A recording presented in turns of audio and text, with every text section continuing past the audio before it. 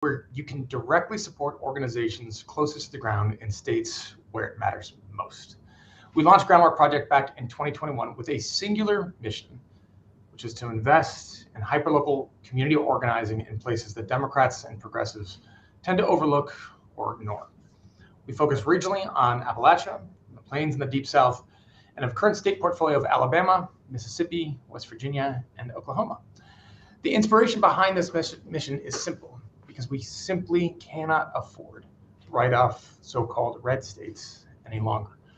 From voting rights to abortion to LGBTQ plus equality, these states and these regions are on the front lines of the biggest fights facing our democracy today.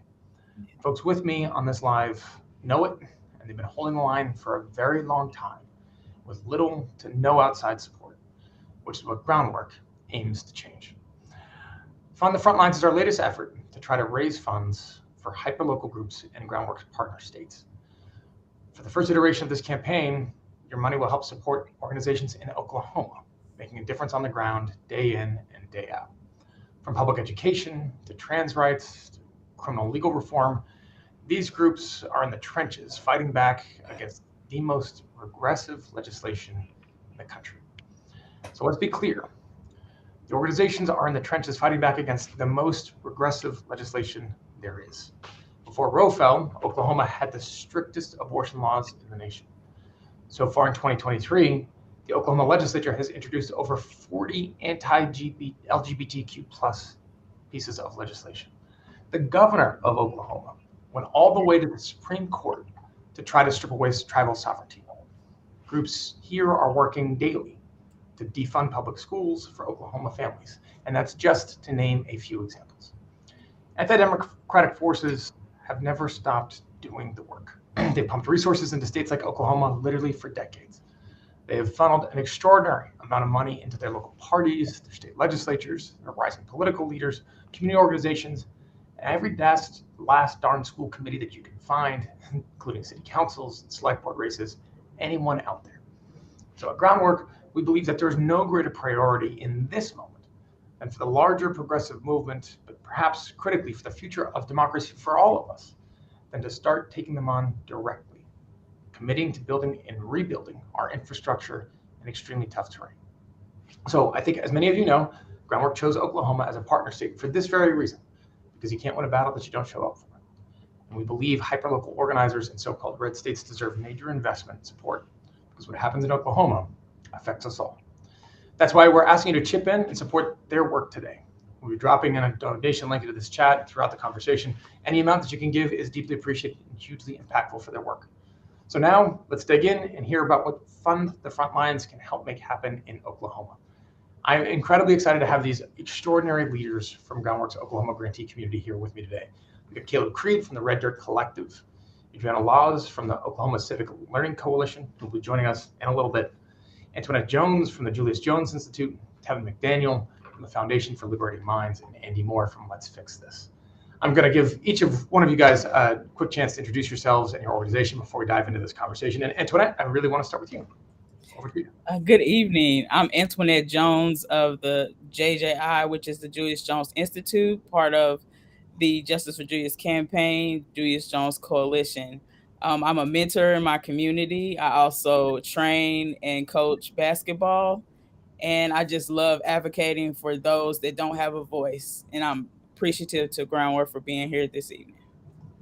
Antoinette, thank you. Andy, you're up. Yeah, thanks, Joe. Thanks, everybody, for being here. I'm Andy Moore. I run an organization called Let's Fix This. We started in 2016 in response to draconian cuts in the state budget across the board. Over the previous 10 years, every state agency had been cut by an average of 40%, and we were all feeling it in our lives and core resources. And so we got a group of people together to start being more involved and finding ways to push back. That's led to us now providing the civic infrastructure that's necessary for us to be organized and to build the progressive power in Oklahoma that we need in order to win better policy as we move forward. Andy, thanks. Caleb, you're up. Hi, my name is Caleb Creed. I'm with the group Red Dirt Collective. We fundamentally see ourselves as organizers. We're a movement of poor and working class people in Norman, Oklahoma, coordinating tenant unions, labor unions, community organizations, policy, and political campaigns, electoral campaigns on the city level and at the state level. And we're trying to build power for progressives here in Norman. Bless you for it, my friend. Well done. Tevin, you're up. Good evening, everybody. My name is Tevin McDaniel. My pronouns are he, him, his. I am a co-founder of the organization Foundation for Liberating Minds. We have been established here in Oklahoma City since 2017. We are a social justice nonprofit focused on using transformative education as a tool for social change, really building power in communities and building people power. So that's what we do. And you do it well. Tevin, thank you. So excited to jump on into this conversation. And guys, I really want to turn this over to you for it. So just a couple of questions to get us going here to start.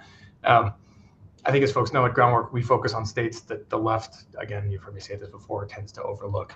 And I can't tell you how many times I've asked, why don't you focus on battlegrounds? Because you got to make the case that states like Oklahoma, what's going on there? It's too far gone. Well, these are, as you all know, these are the places that are at the pointy end of the spear when it comes to some of the most consequential fights of our time, the real battlegrounds, if you will. And so for folks that say, hey, that's great, you should care about Oklahoma, but look at what happened in North Carolina. Look at what's happening in Wisconsin. Look at what is happening. We need to win these swing states in Arizona and Georgia.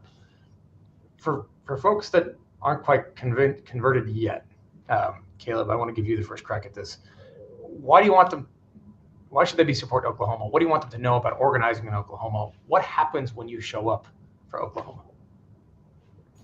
Absolutely. I'll let other people, I look forward to other people's answer to this, but this is the difference between mobilizing and organizing. Mobilizing is taking a group of people you already have, who already are together in a group, whose numbers you know, and getting them to come and show up for something. Organizing means finding people with similar needs and getting them together in groups, getting them together in people that recognize themselves as a group and as a unit that needs its own political expression. What we need in Oklahoma here, the right wing does not consider Oklahoma a foregone conclusion. It knows that it has to reproduce its power every single year with every new legislative session, with every new generation. It pours money into these states. And it does so because it knows it can lose them. And it knows that it can organize around people's prejudices. And as you said, the nation can't afford to give these strongholds of prejudice and strongholds of backwards, regressive, harmful policies to right-wing organizations. On the ground, I see that there is an enormous wellspring of people who aren't voting now because they don't see it as possible that they could be liberated that way, that have written off their own personal liberation as an impossibility and are just struggling under the sort of tyranny of the kind of frankly awful people that we have leading this state, who would be willing to, if they could just be given the smallest vision of a possibility that they could collectively liberate themselves. And so every bit of work that we're doing here to give that vision, to highlight a possible path forward, one of the many paths forward, and to do work to make it seem possible that movements could happen. It is certainly a longer term investment to invest here, but the payoffs can be very, very big, and movements have their own logic and they have their own time. They arrive when they want to, but aiding it will be a big deal, and it will make a big difference, not just in a calculus of national calculus, but in actual people's lives of whom there are many suffering here. So, really appreciate that. I love the way the distinction between mobilizing and organizing with as you talked about the folks that are trying to liberate themselves and liberate their minds. And obviously that segues quite nicely into Tevin. So Tevin, why don't you take that and run with it? So when we talk about what Foundation for Liberating Mind does, right, we talk about liberation and education. So really using, and I said this earlier, but using that transformative education as a tool for that. So our mission is to disrupt systems of oppression at their root causes, right? So not at the top level, but really digging into where is this really stemming from? How did this happen? Why are we where we are? Based on a history of marginalization and oppression, right, in different communities, but really looking at that critically at the roots and disrupting it through that transformative education. So really showing how when you can not only get people out to vote, but year-long education on what are the different ways in which these things are harmful to your communities. Why is this important to actually know when these special questions are being asked? One big thing about the legalization of marijuana, right, and whether that was going to get passed recreationally here, some folks just don't understand that at the tip of that, it really was just a decriminalization, right, to try to just get folks of color out of jail for something that should be not illegal, that should be looked at as not right. You should go to jail for it. But really being able to move and organize folks around really knowing how we can improve the systems that we're living in currently in this civic engagement and the different ways in which that can take place. Well said. Andy, I want to give it over to you. What do you want people to know about what you can do, what they could do if they were to show up for and invest in the people of Oklahoma? Yeah, I want to piggyback on what Caleb and Tevin have said. For me, the work is important. It's not simple, but the numbers are simple, right? It's 3-2-1. There are 3 million eligible voters in our state. Only 2 million of them are registered, and only 1 million of them turn out to vote reliably, which means we have an enormous opportunity to make change, right? To Caleb's point, we've got 1 million folks we need to mobilize, and another 1 million we need to organize. And I think we are finally realizing that the existing infrastructure was not alone sufficient to do this work. That people, in some cases, have tuned out. Like they said, they feel like it's a lost cause, and we are finding ways to connect with them about issues that matter, about policy that matter, and demonstrating to them in a very real way that not only does what happen at the state capitol or in Washington affect their daily lives, but what happens here in City Hall and in those school boards affects their kids, affects their lives. And when people start to recognize how much of an impact they can have, it's a huge deal. And I think, compared to many other states, investing in states like Oklahoma, you get enormous return on your investment, right? Like we can register a lot of voters for $5 million, where that might not go very far in some of the bigger states that are on the news, right? Trying to make a splash in Michigan or Wisconsin, while important, is going to take a lot more money than that. But we have the real chance in Oklahoma in the next 5 to 10 years, right, to flip not only all the statewide elected offices, including Senate seats, but make huge progress towards our state legislature just by mobilizing and activating those voters. Amen. Antoinette, take us home. Ooh. I'm glad to be going last. Honestly, I would love to piggyback off of what Caleb, Tevin, and Andy basically stated. And basically, in a nutshell, when you educate and give wisdom to the people, and then they're able to apply it, they're able to know that I can create change. Oh, this is all for naught. This is not all for naught.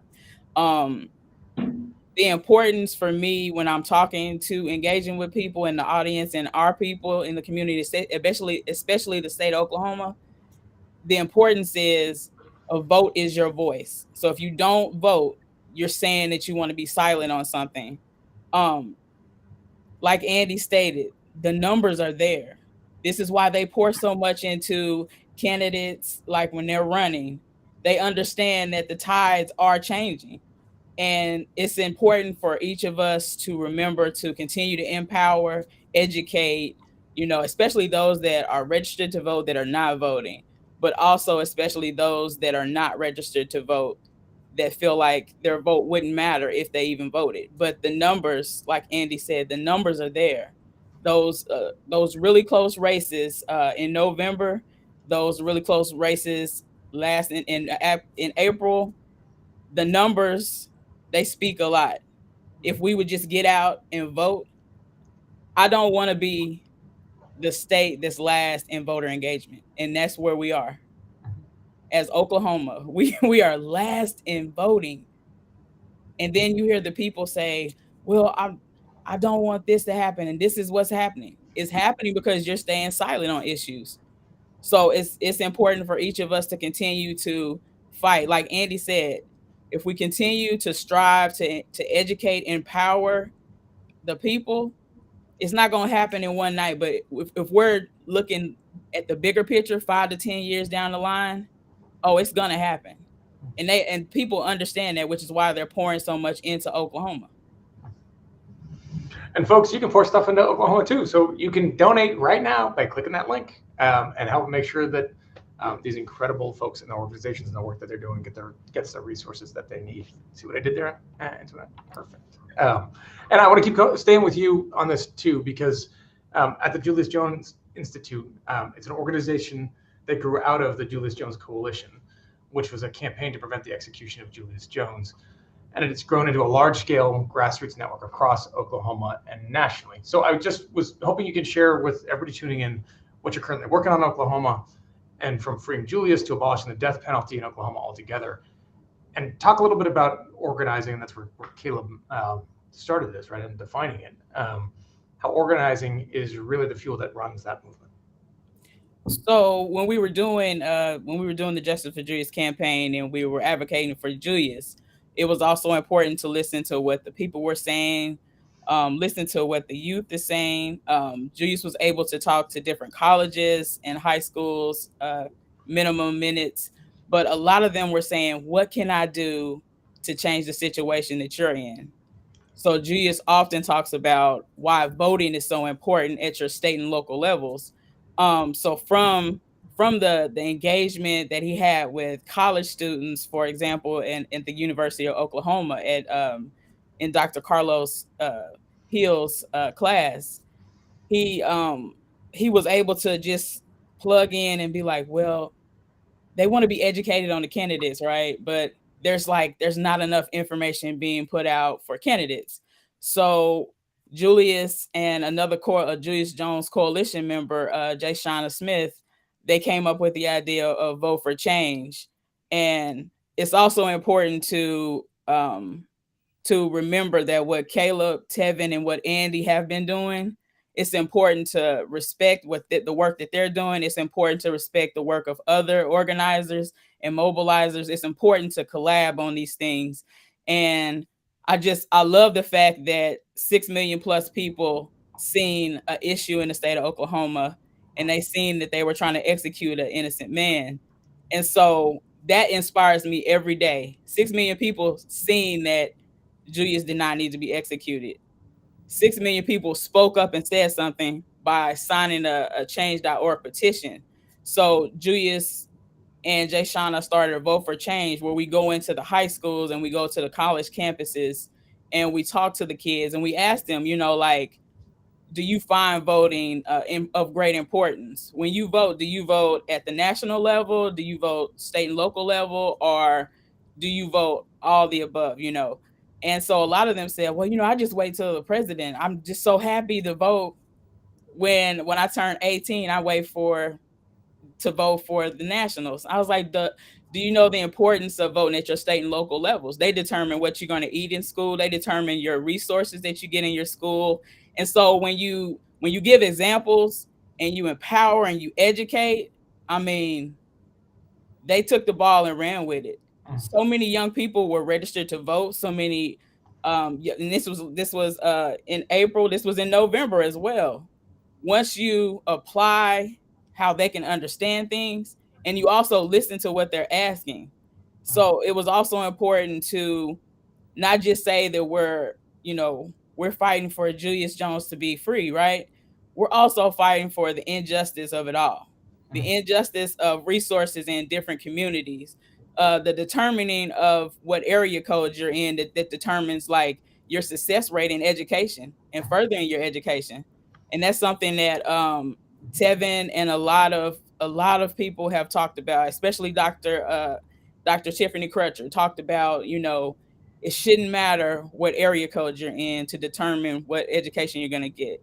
And so a lot of young people, when they walked out in 2021, because they did not want to see Julius Jones executed, a lot of them spoke to, I want those people out there that can determine, what's happening in our state at the education level, at city council.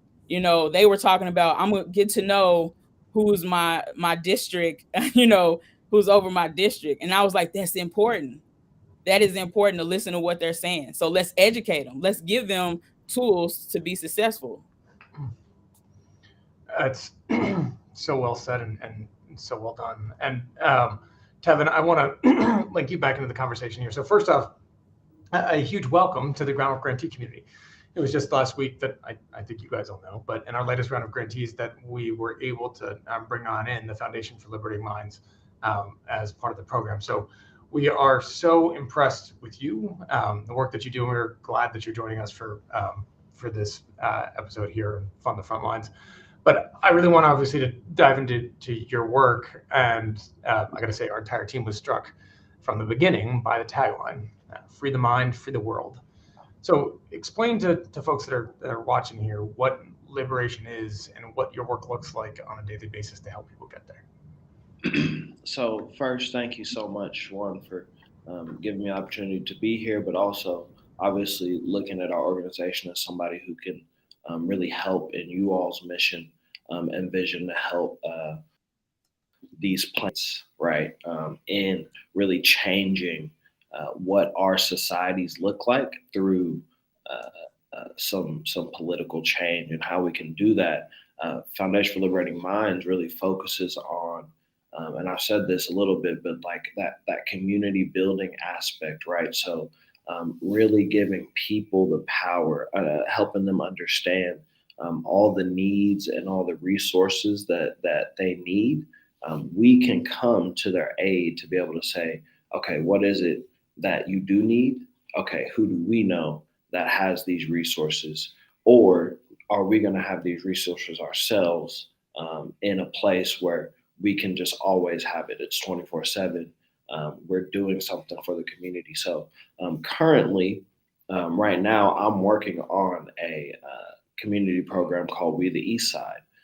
It is a program that works to, it'll be a monthly forum for the East Side community. And then I'm also inviting my own organizers who are working on the East Side, right? People who are doing work on the East Side. I'm inviting a few of those folks as well to just be there, but really understanding what it is that the East Side community needs from the people. So what is it that they see on a day-to-day basis that they feel like can change, or that they feel like is hopeless, or that they feel like is good, or that they feel like they really need help with, right? So that when we do talk about things like the school or the resource center, which we're also talking about building with Black Lives Matter on the East Side, which would be a whole center with community gardens, right? So the whole idea of not having food and food disparity and food deserts, we'll have a community garden to be able to feed people, houses for people who are homeless or who don't have shelter. We'll have shelters,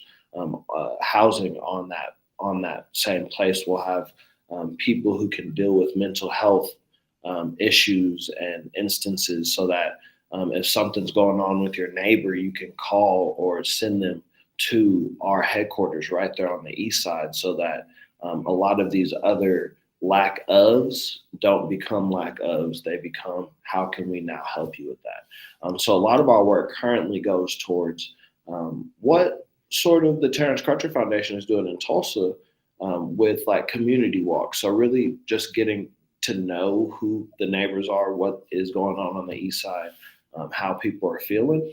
And then the other part of that is really building connections with the organizers, the people who are on this call, so that when people do have questions about community gardening with the Red Dirt Collective, or voting with Vote for Change or the Julius Jones Institute, or with voting with Andy, it's like, I have these connections to now send people to these places so that they can then, like Antoinette was saying, have that power and feel like they have that power, right? Because I'm not telling them what they need. They're telling me what they need. So that's sort of what our work revolves around, and sort of what we do currently. It's fantastic work. I mean, talk about meeting a community where they are, providing for their needs, and just amplifying their support and their goals. So well done, and good luck. Caleb, I want to come back to you because Red Dirt Collective has a unique mission and approach to building power in Norman, Oklahoma. So mutual aid, we heard a little bit about that a second ago with Tevin. Local gardening too, labor solidarity, and that's just a little bit of what you're up to. So share with folks who are a little bit less familiar with your work about how those are acts of organizing. Most folks don't think of gardening quite that way, and thank God there's other aspects to organizing that is gardening, because I've never kept a plant alive for longer than 3 days at a time. So fill folks in here. Yeah, so we take a very ecological approach to organizing. We believe in coordinating many different forms of organizing. Okay, just to give an example, I had a conversation yesterday with a person who delivered pizza to one of our community conversations, where we get people in from the community, and we just happened to talk. And she expressed, one, the need for a union at her work and how they tried to make one, but they didn't know what they were doing. She expressed, a real person, I'm not making this up. She expressed that at her apartment complex, had black mold and the landlord was awful. And this is a safe thing to say because this is true of many, many landlords in Norman. And she expressed at the same time that she was going to have hip surgery and she needed help knowing how to get on disability. And there we go. There's one person who is a whole worker. They're not just delivering pizzas. They're also a person who lives in a home. They're also a person who has a body that can become disabled. They're also a person who has need of resources in the community. They're in need of mutual aid. And this is the reality of humans. They aren't segmented into these little pieces. They are actually find themselves at an intersection of needs. And so in that way, what we hope to do is to coordinate each of these movements: a tenants union at home, a labor union at work, neighborhood associations in the neighborhood, in spaces where we are present. There's where the gardening comes in. Anything is organizing as long as it's attached to organizing activities. A party could be organizing if you intend to organize at it. And, that's it. The fundamental organizing activity is bringing people into community with each other and doing so with a lot of intentionality and listening to what's being said and producing at the end of this artifacts of quickly index, that you can quickly index groups of people that are out there.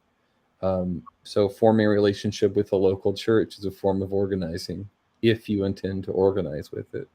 And so we see these things as needing to be coordinated. It's good to have tenants unions. But if, for example, the tenants unions aren't allowed to go to City Hall and express with the knowledge of what's happening at City Hall and with the history of policy, express their will, then that's a problem. Similarly, if people know how to advocate for themselves at City Hall, but they don't know about the needs of tenants, they don't know about the needs of workers, then they'll do things like have really good progressive policies to build nice cities that end up like theme parks where the workers get nothing because they're not thinking about those needs. In Norman, on our east side of town, it's our poorest area of town. It's also our most diverse area of town. It's also the area of town that suffers from the immiseration of being ignored, of having lots of money extracted from them. in that area of town, the needs of those people go unheard because they don't have an organized voice. They all have voices and they all have thoughts, but they don't make it to policy. They don't make it. So for us, it's a matter of taking each one of these things: tenants, labor, community, policy, and political campaigns, and combining them together. I don't want to go on forever because I want to hear it from other people, but I'll just say real quickly, as an example, in case it's not clear, if you have a tenant union, you can pull candidates from that tenant union and you can organize a base around that tenant union. If you have a neighborhood association, you can pull issues and policies from that. You can organize people around policies. Once you have a policy that is a convincing, bold, obvious benefit to them, you can organize people around those policies. You can do political campaigns around policy. Each one of these things can feed into each of these other things. And incubating and keeping these individual movements going, but also coordinating them, I think is going to lead to better effects than trying to do them all individually. But we are hyper-focused on Norman. That's what gives us the capacity to do these 5 things together.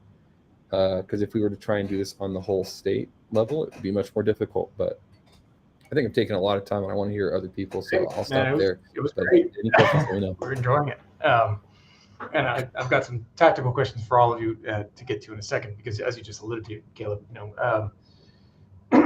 look, organizing a state like Massachusetts is hard enough, and we're not the smallest state, but we ain't big by Oklahoma standards, and we don't have the most amount of people, but we're not super rural either, and so trying to just the logistics of and the challenges of trying to organize people that are spread out across a massively large space just poses additional challenges to this, which I think people probably intuitively understand. But when you actually translate that into kind of tactics and strategy of, hey, what are you up against to just bring people together on, just as you defined organizing before, organizing versus mobilizing, but as you try to organize and mobilize, the other restrictions that come with that of saying, hey, in many cases, we have them here in Massachusetts, and you do obviously in your cities, and you might in Norman too, but like a big tenant building, if you've got subsidized housing and you have 1,000 people that live there, like that's 1,000 person force. If you don't have many of those, it's harder. And so anyway, I'd love to, if we have time at the end, I'd love to dive into this a little bit more, because I think the additional kind of geographic and population density and other issues that are in effect in large swaths of Oklahoma, those challenges are real, and they have real ramifications for how one actually thinks about executing this work that some of the folks that are watching this that are from the coast or Boston or someplace else wouldn't necessarily think through or recognize the additional hurdles that you have to address. But we'll get there in a second.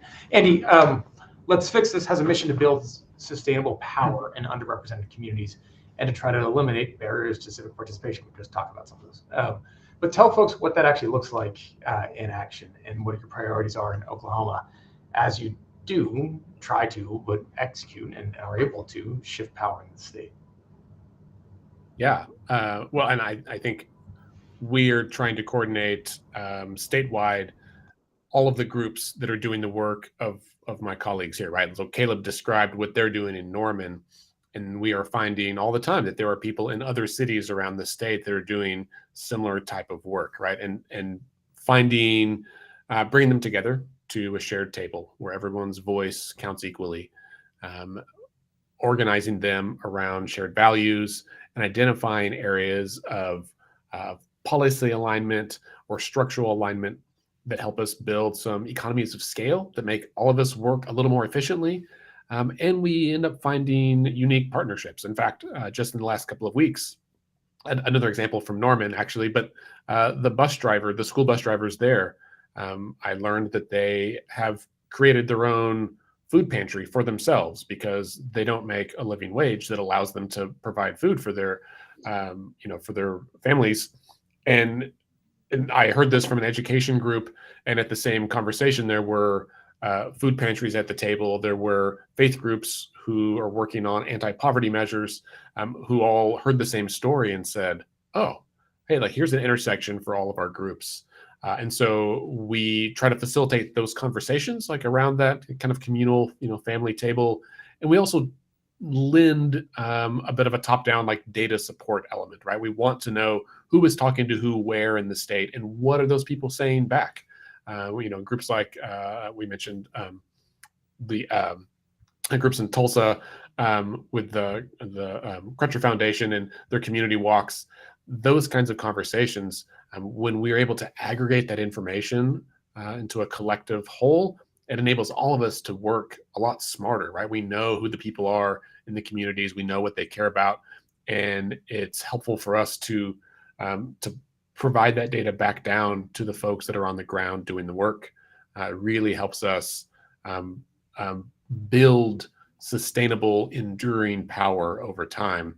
I think too often what we've seen in states like Oklahoma, well, we've seen it in Oklahoma, is that an issue comes along and people get really organized around that issue, and then that bill goes away or that measure passes or fails or whatever, and then that power is lost, and it doesn't ever allow us to get ahead. And what we're doing now is the reverse of that. Now we're building power that builds on itself month after month, year after year, to become, not just a little wave, but a real force of water to make real change in our state.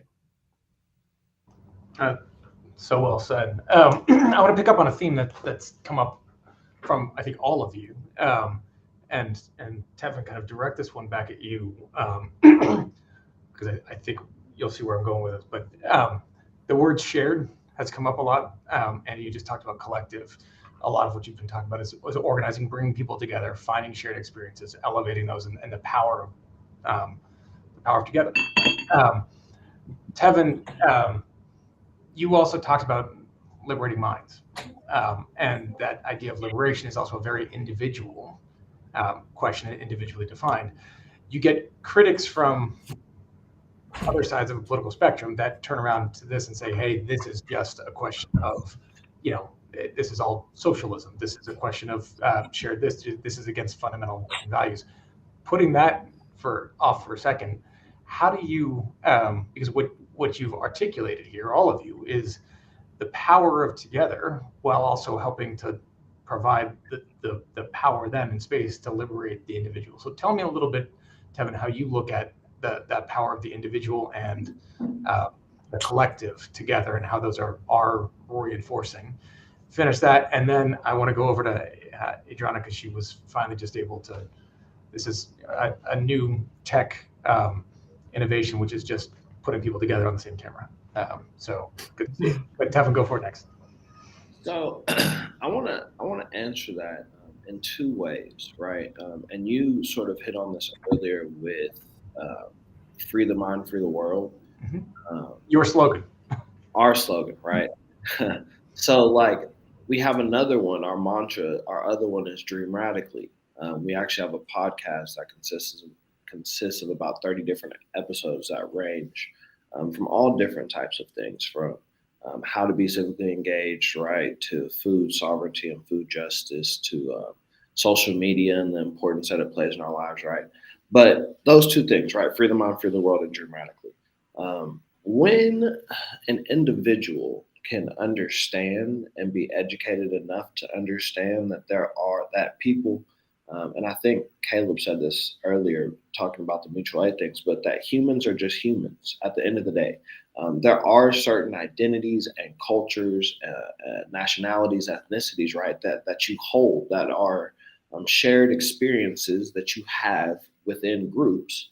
But even to understand that even within those groups, there are differences in even how those people are interacting in their own communities, right? So when you can get to that place where you are seeing past what is in front of you into the idea that people are redeemable, right, with restorative justice, to understand that people can make mistakes and understand that some people are different, and to not speak or use language that'll be degrading or downplaying or to the normality of what the society has told us what is right and what is wrong, right?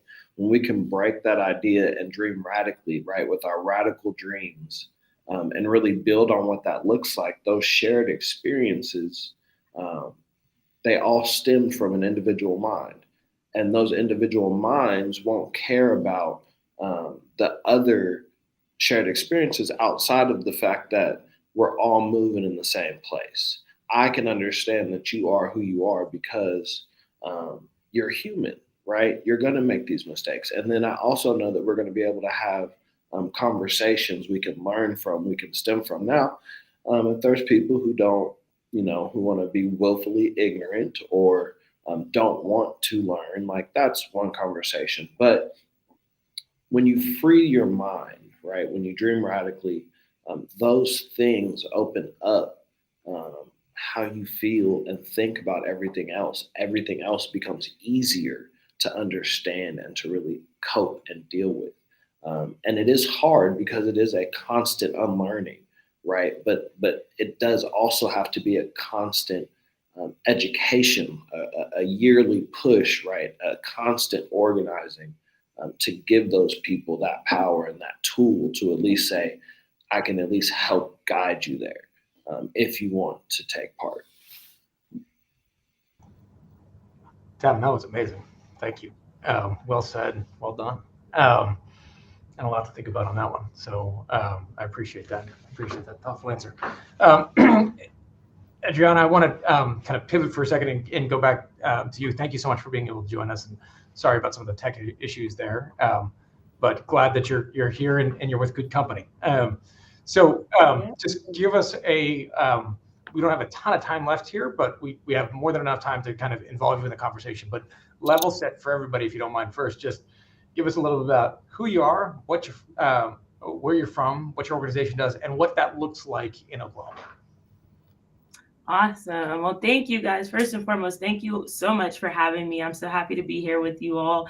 So good to see so many of my colleagues because I have worked with everyone on this call.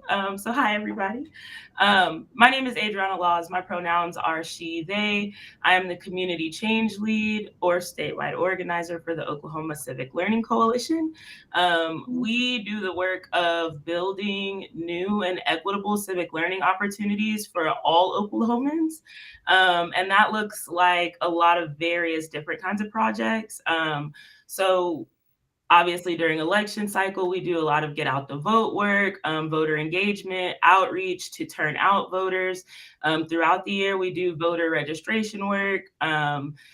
However, we do focus a lot on community-based projects. For example, we're about to launch our community restoration project this month with Foundation of Liberating Minds.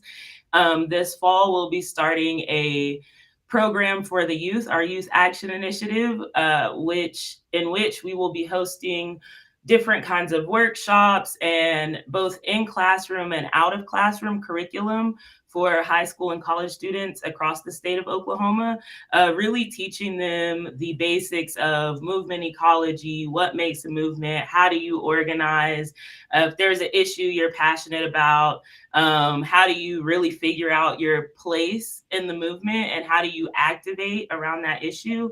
But something I've also gotten really into is what I call passion pairing.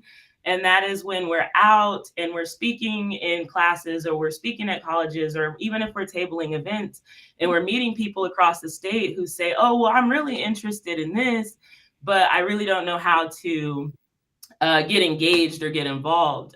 So I've been really trying to work on passion pairing with people, really being intentional about what is it you're interested in, what are your strengths and your weaknesses, and then pairing them with the organizations that are doing that work across the state.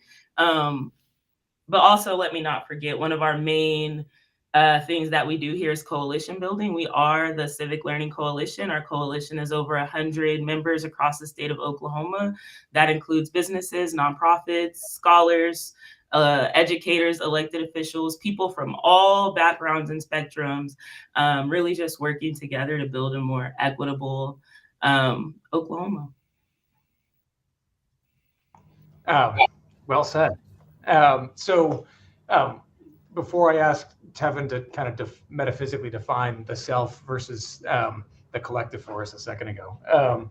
We were talking about some of the obviously the extraordinary work that's going on in Oklahoma, but also some of the challenges here. And so, Caleb, let me go back to you, and then we just kind of bat this around the horn here. Whoever wants to jump in, talk to me about how do you end up doing this work? And I think, given even the name of the organization, is defined a bit by the fact that it is rural and that it is rooted obviously in the ground and in the communities served. But the fact that it is spread out, the fact that you don't have a high concentration of folks, the fact that there are, public transit isn't as reliable as we might want it to be in other parts of the country, even, but by the way, reliable here in Boston, we'd love it to be more reliable. But all of these things are barriers for getting people together, are they not? And how do you overcome that? How do you power through that, given some of the challenges you're confronting?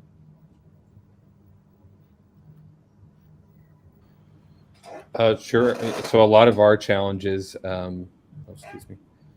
lot of our challenges in Norman are the backlash of large right-wing institutions. And so, and that's not quite the question you're asking about. No, but it's informative, right? I mean, it's part of it. Okay. So yeah. So we one of the challenges we face often is that any kind of progress we make here, if we do it in any kind of overt way, we face a lot of backlash, which is fine, and we have to understand and be ready for that motion. That we have to sort of push and then expect a counter push, and to know what that's going to feel like and how we can sort of judo that into something else. But the most important thing is to anticipate it. As far as bringing people together in the community, I think one big challenge has been understanding what the needs of those communities are and what communities even exist within the city. As we have, for example, I live out in a fairly rural area in Ward 5. The needs of Ward 5 are very specific, and it takes a lot of time and it takes a lot of engagement with the people in this ward to understand how their needs diverge. For example, Ward 5 is the only job desert in the city. For example, a lot of the poor and working class people in Ward 5 are in tiny little enclaves of trailers, kind of stuffed in between little ranches and this kind of thing. It's very different from a high density Ward 1, where the needs are different, where the passions are different. And I would say a lot of coordinating lots of different kinds of people. There's no armchair work that can be done. There's not to say there's none, but analytical work, armchair work is limited. You actually have to get out amongst them. You have to knock on their actual physical door, and you have to talk to them one-on-one. Because, as Tevin was saying, people are complicated, they're complex, and there's no sort of low-resolution model you can make of a person that's going to effectively do this. So it means actually building community, it means actually making community, and it means and there's some technical challenges I'll let other people talk about, like mobilizing online and this kind. You can solve some of the spatial problems, but I would say that try and answer that question directly. I think one of the most important things you can do is be in constant community with all these people and realize how much energy, what energy level you're taking on when you commit to being in community with people. Mm-hmm. That it's not just talking to them and then leaving. If you do that, you could create more resentment than you could hurt more than you help. Yep, 1,000 times over. Antoinette, you want to jump in? I do want to jump in. I'm gonna start where he ended. A lot of times when we go into communities and it's really hard to kind of figure out what their needs are, because they're like, they ain't gonna believe and not come back again, right? So building that relationship. Also, for example, like Adriana, don't beat me up. Also, for example, when Live Free USA and Live Free OKC did a peace summit, right, last year, and yeah, big shout out to Pastor Mike McBride.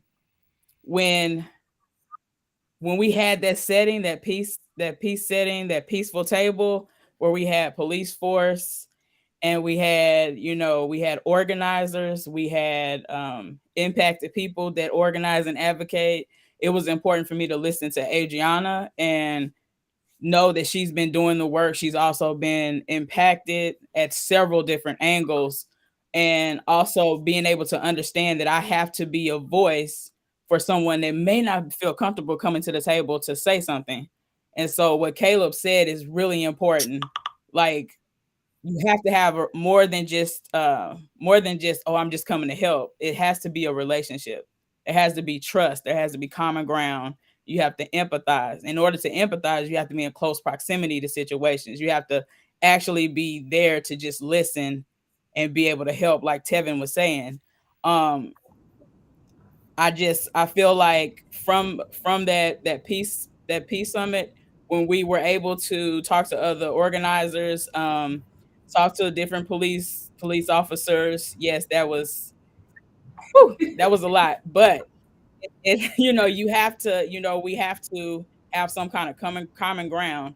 We also have to understand you can't keep policing the same way.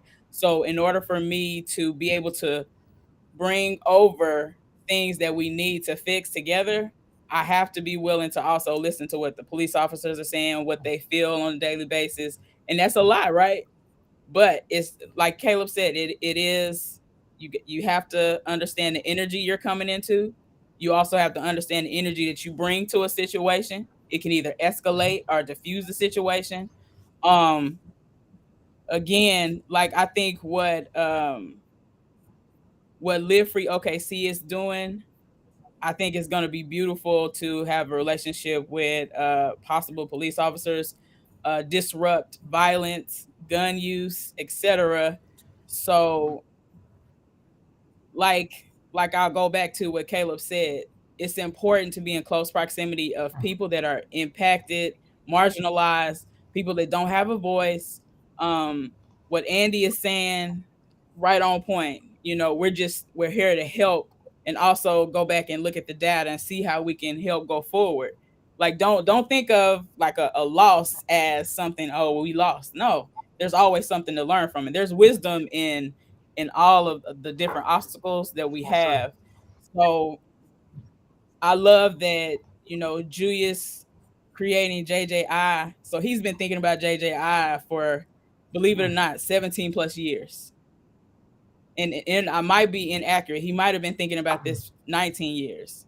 So it's also important to understand this man still had a mindset to empower the community, also give voice to the community, also educate the community where they need educating, which is, it's important, exactly what each of you are saying right now.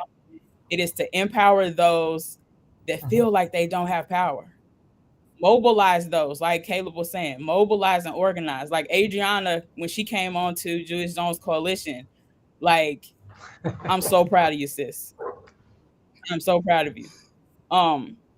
Like what I see Tevin and FLM have been doing, it's important to point that out, have been doing. I know that first couple of years are so critical. And so we're building relationships and sticking with those relationships, unifying and not dividing. That'll be the importance going forward, to do what Andy is talking about, which is continue to have those tides change over, to continue to have that change of power, where people are actually getting candidates in that care about the community and care about the world, that will promote us on a national level. So I may have overtalked, but I'm really excited for the work we're doing, and I look forward to finding any kind of way to continue to partner and collaborate It's going forward. well said. And so I hate to cut the conversation a little bit short. We have about 2 minutes left, and I want to give space for everybody else to get a final word in. But first off, a huge thank you for your incredibly thoughtful answers. Thank you for your time. Thank you for this conversation. Thank you for your work. Thank you for sharing it with us. And just thank you guys for dedicating yourselves to the people you serve, the place you serve, and truly all our country. really grateful for it. I also want to thank everybody else for tuning in and engaging in this incredible work and helping us fund the front lines. If you haven't had a chance to do so yet, you can still click the link in the chat and donate directly to these organizations that are fighting to save democracy, protect rights, and create better policies for all of Oklahoma. Because yes, what happens in Oklahoma affects all of us. So as we close out here, I want to give each one of you a very quick minute to share how the additional donations and this support from Fund the Frontlines can help impact your work. Adriana, I will start with you. Awesome. Well, there are three things that we're really focused on right now, and I call them the 3 E's: community engagement, education, and empowerment. And so with the additional funds from the Fund the Frontlines campaigns, I really am looking forward to, one, being able to buy a lot of the resources we need for our community restoration project. Our launch, we're going to be restoring a church on the east side of Oklahoma City, our historical Black side of town. This church has a lot of historical significance in the Black and Indigenous communities here across the state of Oklahoma. And so we're going to do some restoration work there. We need supplies, we need paint, we need all of these things. FLM is in the process of restoring their community resource center so that we can get that open and off the ground. And our restoration project really wants to be a big part of that. So we need funds for resources and materials. We also need funds for the Youth Action Initiative that we're launching. I need to be able to travel across the state to go educate and engage with our youth in these schools on campus and be able to get them to engage in action civics and projects around the state. And so this would be super helpful for the work that we have planned going forward on these 2 particular projects. Adriana, thank you. Andy, since you're right next door. Sure. This is one of the new things that's really exciting, is that a lot of our organizations are co-located. So Adriana's right across the hall, which is convenient for tech reasons and also for all the other reasons. So for us, any money that comes in through this Fund the Frontlines is going to help us do 2 things. One, build up our capacity for doing deep canvassing in the communities that are most impacted by state policies. And that helps us hear from voters and helps us train more volunteers so that we can scale up those efforts around the calendar, right? Every month of every year. And then we're also looking forward to our big civics convention. It's called Civics Con. It's like Comic Con, but for a different kind of nerd, I guess. But we do it every year in the summertime. It's going to be at the end of June. Or I'm hoping to have spots for everyone on this call to speak and share their stories and just train the general public with a big focus on communities of color, young people, and female voters. Where all of those are underrepresented in Oklahoma across the board. That's great. Thank you. Tevin. With this extra money that Fund the Frontlines could give us, Adriana hit on it a little bit, but our Community Resource Center, which we really want to be a staple of the East Side, right? A place where literally all the needs that the community and folks need in that community that they aren't getting because of marginalization and backing really from government, right? This would really be a place, a safe space for all of those members to really be able to grow and just to be who they are. It could also go to We the East Side, which is my current program that I am trying to get all of those members to get into one space so I can sit down and try to hear their needs. And I'm gonna need food for them. I'm gonna need to pay for a space large enough for a community of people. So that money could really be used to really build the community in that way, to really build the people power. That's great. Caleb. We have a really specific need for this. Thank you so much for giving. We have a new bus stop that we're putting in. It was a landlord here in town who does a lot of harm, decided not to help out one of their apartment complexes and keep paying the city for the bus stop. So we stepped in and did that. We are making a bus shelter for them, and it's going to be a center for organizing in that area. And we're going to let them know a lot of things where if we have a bus shelter there, we're allowed to put in literature in that shelter. And so it's going to be a center for us doing tenant organizing in that area. So that money is going to go towards us helping us build that shelter. And Antoinette, Yes. over to you. I want to take the time to thank each person that's watching this.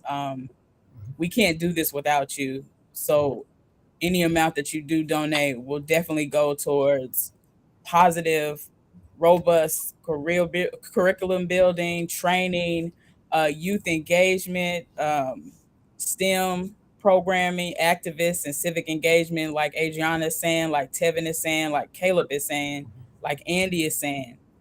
We are trying to train the next generation of activists in the state of Oklahoma. We're also trying to organize and mobilize those that feel like they don't have a voice, don't have experience, and they do. Because those that are most impacted have the most experience and know the answers to the problems that we have in our communities. So each person that's giving, we thank you so much. It is important that you not only give, but you stay with us and continue to be a part of what we are trying to do, which is create a better Oklahoma, create a better world at that.